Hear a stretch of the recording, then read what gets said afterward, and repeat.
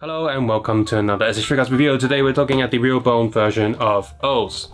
Now before we get on with the review, I do have to stress that the first time I saw this figure on sale in Hong Kong was from the FlicKr shop. They were selling it for 440 Hong Kong dollars. And of course it sold out within 30 minutes. The next day when I went out to Inns Point to pick up one of these, please bear in mind that most of the Inns Point shop did not put this up for pre-order. Now this is a regular release, it's not a Tamashii web exclusive, but a lot of toys, even though they're just a regular release, have had the chance to be pre-ordered. Here's the thing, the reason why they didn't let us pre-order it is because when I decided to pick one of these up, it was being sold for 680 Hong Kong dollars. 680 versus 440. So I get that Hong Kong rent is expensive, but that's a huge price difference. And for everyone else trying to pick some of these figures up, if you can get a chance to pre-order them from online shops at the original Japanese retail price, please do and don't wait. If you're going to pick it up on the first day, it's going to cost like that, especially with Hong Kong shops. And I find that somewhat disgusting. I'm not going to name which shop I pick it up from because I do get there's some sort of because there is pressure for every shop in the same shopping mall to not downright outprice the people next to them, because you don't want to make enemies with the same people in the shopping mall. Still, the overall pricing mentality of these figures in Hong Kong is downright disgusting. I hate it. Despite that, how well does this figure fare itself compared to other SH Figuarts in this real bone line? Let's take a look.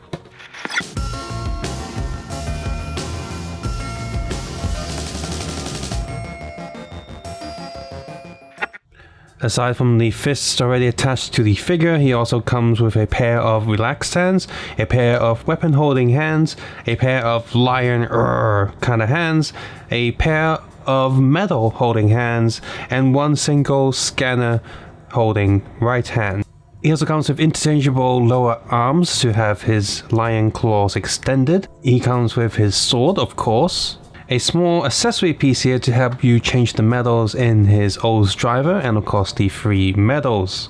And he also comes with the OOO's scanner. So if we compare these accessories to the original TaToBa Figuarts release, this means that this has an extra 2 pairs of hands and has the extra medals as well as the piece that can swap into the sword to display the cell medals. We have the hands first. On the left hand side we have the old one, and here we have the new one. Notice on the inside that the details on the old one are there, it's just everything's a lot blurrier. There's little pieces of plates and shapes in there, just not quite visible. On the other side, you can see that the fingers not have the black linings on them, so it doesn't cut up the little finger pieces. It seems that they sprayed a lot of yellow paint on the hand there, and even goes between the different fingers. Next up are the extended claws. On the old one, you just swap out this circle piece there, there's no articulation on it, whereas this one, you can just swap the entire lower arm and the thumb hinge going on. Quite sharp and pointy, soft-ish plastic. The old one is not as sharp as pointy, also uses a soft-ish plastic. The gold colouring on them are quite different. This is just a standard gold paint, whereas this one looks more metallic, has a nice shine to it. And of course this one is a little more accurate than the old one. In terms of length, this one's a bit bigger, and this one's a bit smaller. You can see it's also thinner than the old one. Next we have the OOO's scanner. This one actually has a transparent piece of plastic, so the silver underneath has a nice light effect to it, whereas this one's just painted on the surface. And both of them have slightly different gold colorings. The old one doesn't have any detail underneath, it just pegs into the belt, whereas this one has the actual OOO scan detail, and also has the ridges there, so it actually slides into the belt just like the real thing. One thing that the new one doesn't have is this sort of silver printing on the front there, which I think that's an important detail that definitely does feel like it's missing. Now the OOO's sword is actually quite similar between both versions. They are very close to each other. In fact, this one could just still pass off as an accessory for the new one. There is no handlebar articulation here, so this one's just a single solid piece. But the overall paint job on it is okay. The metallic blue and the lining on it, little red details, that's quite good. Even has a slot there. It's not a hole, but there's a little slot there for the medals that didn't come with. And yeah, so the new one here is a little bit bigger, it's a little bit longer, It has actually transparent blue edge around there. This piece does move, so that's kind of cool. And you know, the overall paint job is also very nice. And this also has a fake slot there. There's actually, you know, black inside, so it's painted properly. And here, this is actually a window, because on the other side, you can actually remove this piece. And then that's when you stick in the one with the cell metals in. And so it looks like it's loaded. Now what I don't like about this is, of course, that leaves a hole there, looks ugly. I get it, without that you won't be able to change the piece. But it's still like an annoying detail. Like for the most part, you can look at it from this side you're going to see that hole there. That's going to be quite annoying. And I think for budget reasons, I don't see why they couldn't have had some mechanism to have metals slot in. It's asking a bit too much. I'm not like complaining, you know. But you know, I don't think it's not doable, but it's probably just a budget thing to have it like that. But I'm still going to complain, like there's no reason why this piece couldn't have been molded twice to give us some actual cell metals to hold on to.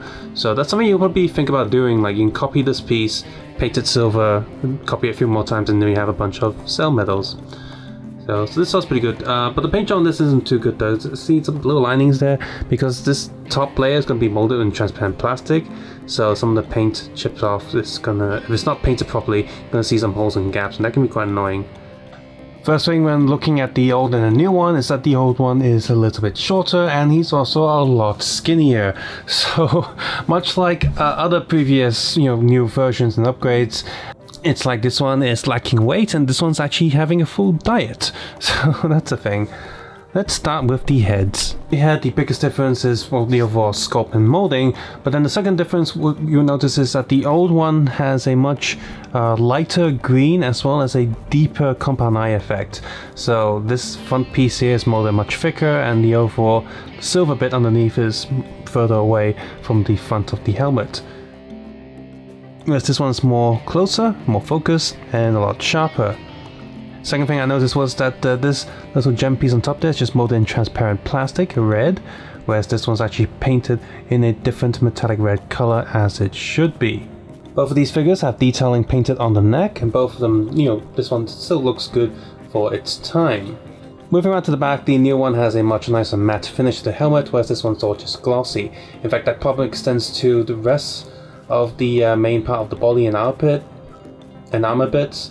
So it's got a lot glossier than, you know, this overall matte finish. Moving down to the torso plate, the coloring on this one is okay for its time, but it does seem faded. They didn't apply enough paint because they painted on top of a black plastic, so especially the yellow seems a little bit faded, whereas on here the color is much sharper and much more pronounced. And of course, as we move on to now, I mentioned that the claws were different colors, didn't quite look right, and the yellow here also looks very faded, whereas on the new one it's much more orange. The old one doesn't have the metal changing gimmick, but it does have the colors in there, and because the colors are already in there, they were able to paint a bit of silver underneath to make the colors shine a bit more. But do note that these are just flat colors and there's no metal mold or print on them.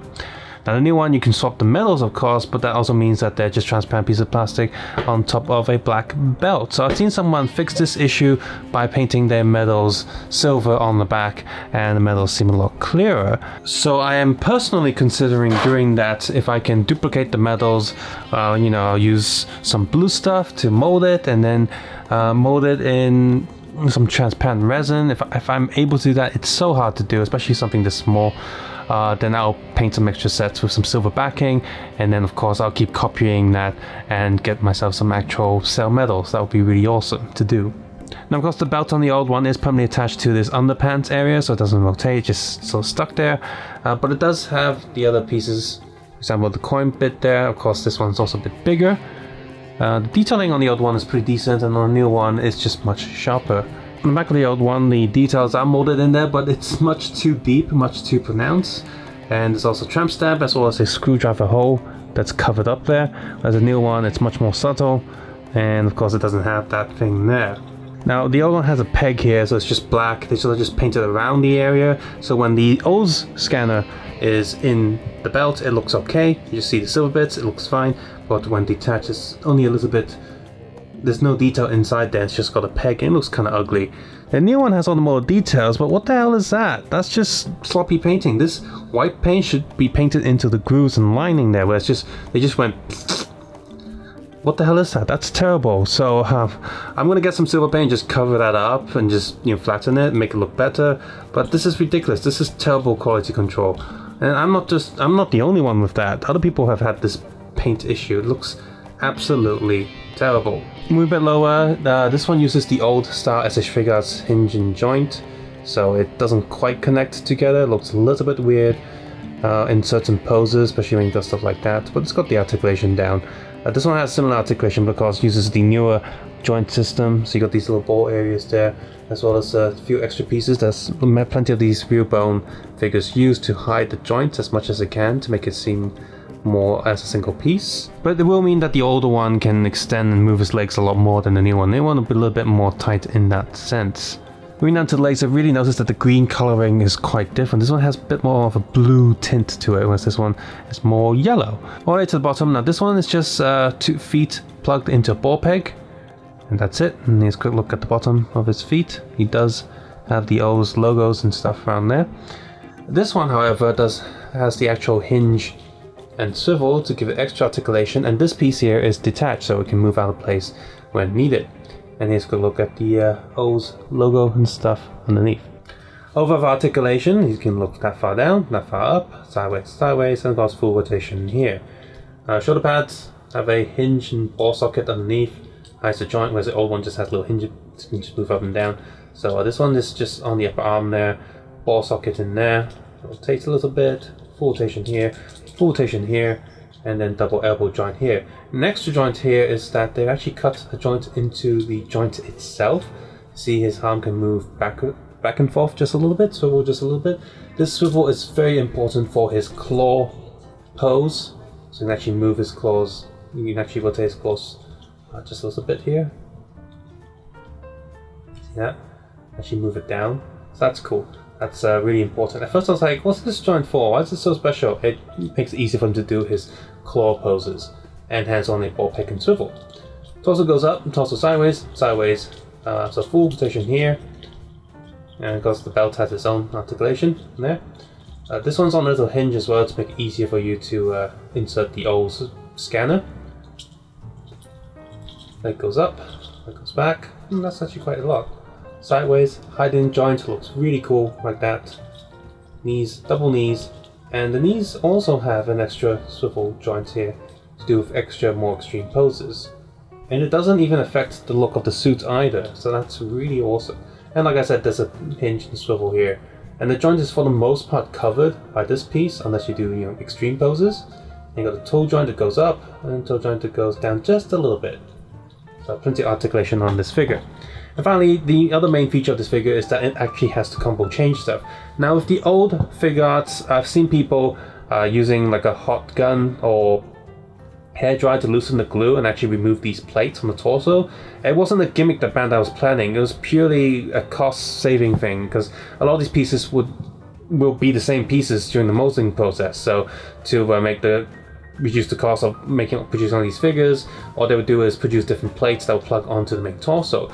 And you simply just unplug the leg, unplug the neck, and then change the plates on the front there, and then you can do sort of combo changes. And you know, there's a peg system in there. It's super glued in, but if you remove the glue, you still got the peg, so you can sort of do a combo change stuff. And of course, back then there's also the actual combo change series figures without the compound eyes, less detail, and you know, more gimmick and stuff, which is the exact same scale as the OOO's figure.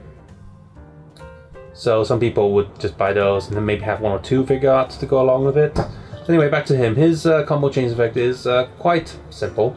So you just pull the top off. This reminds me of the MG Kamen Rider figures. I've done a review on that a long time ago. It's the model kits is sort of not quite 1/6 scale, but a bit like a head shoulder 1/6 scale. He also had that. So got those head off, and actually looks like a nice bus. That's kind of cool. And then you would remove the torso here, and remove this plate, and then you would attach a different plate onto there if you need. By the way, this plate itself has a hinge to help with articulation. Look, it moves back a bit, moves forward just a little bit. But anyway, you can do that and do the combo changing stuff now. Now I have pre-ordered the next figure, Gakiriba combo, and that one also has this legs, but that one has the extra leg gimmick of swapping it with the hopper legs, whereas this one you can't do that. Don't try to pull this leg, you just break it. It does not have the hopper leg gimmick. So just wait for that new figure when that comes along. So there you go. Molding wise, pretty spot on, pretty great, pretty perfect. I definitely like the looks of this. It's a great figure. Paint wise, aside from that one really annoying spot on the scanner holder, that's just stupid. And it's not just me. I've seen at least 3 other people online complaining about that. That's absolutely terrible. It would have been better if they didn't try to slap that white paint on it, which is what I'm going to do. I'm just going to either try and rub it off or just apply a thin layer of silver, and that'll be that. Posing this figure in the photo shoot was very good. I can do a lot of poses. I still can't do the perfect O's henshin pose, but it got very close, you know, because of the extra joints in the elbows. That's pretty awesome. So if you like Kamen Rider O's, definitely consider picking this up. This is a very good figure. It looks so much nicer than the original release. And of course the pre-orders for the Gata Giriba form I think has ended. I did pre-order, I pre-ordered 2 actually, so I have 1 extra to, you know, check which one's a bit better painted, and I can get rid of one. Hopefully just a little bit profit. I won't like, you know, price gouge or anything, but for me personally, I usually look at the highest price and the lowest price, and I go somewhere in the middle. Hopefully I'll be selling it to collector, not a reseller, so that way, you know, I can make a little bit of profit, but at the same time, I'm not, you know, price gouging people. So that's how I feel right now. Also look forward to the Ankh hand. Now, in the video I did mention it would be cool for people to copy the mold of the core medals and then just duplicate that and then have a bunch of cell medals. That's awesome. And of course Bandai, I guess, knew we want to sell medals. The Ankh hand that's coming out has 100 cell medals in there, and they're not just TaToBa, they're all the other different looks as well. And that's really awesome. Although it only comes with 1 ice lolly instead of 3 like the you know, the original retail release of Ankh. Another thing about that hand is a little bit annoying is we're not getting the actor as a figure. We're not getting a proper Ankh figure that you can just unplug the hand. That would have been nice. And another thing to note is that the original release of Kamen Rider O's Ankh came, you know, just the hand and the stand, came as a free bonus, like a first batch bonus. So it came for free with the figure, whereas here you gotta buy it separately. Now, it is cool that we're getting, you know, a phone accessory and 100 different cell medals. That's freaking awesome, and I'm gonna buy that just because there's a lot of extra cell medals in there. That's really cool. So if you like the Ankh hand and you want the real bone version of it now, I think the pre-order is actually up by the time of this video. So just hurry and go and get it. So what other forms do you want to see in this new O's line? Hopefully they'll have the Tajodo form as well, and hopefully the accessories won't be a separate package just like the original release. That would have been really annoying. And oh my god, it's gonna be so cool. Like the real bone spinner is gonna have all the individual slots for all the medals in there. That's gonna be really cool. And hopefully they can release a few other forms as well. That would be nice. As always, you can support this channel by clicking the like button, the subscribe button if you haven't done so already, and of course leave a comment below on what form you'd like to see in this new line.